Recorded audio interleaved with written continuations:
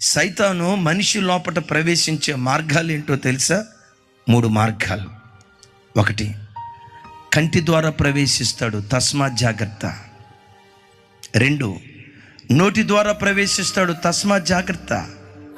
చెవి ద్వారా ప్రవేశిస్తాడు. 3, ఈ 3 మార్గాల గుండా వాడు ప్రతి క్షణం వాడు ప్రవేశించాలని ప్రయత్నం చేస్తాడు. మనుషుణ్ణి పడగొట్టడానికి సైతాను వాడే మొట్టమొదటి ఆయుధం నీ కన్నే. నీ కన్నే, నీ కన్నే. అవ్వమును పాడు చేసింది ఆ కన్ను కాదా?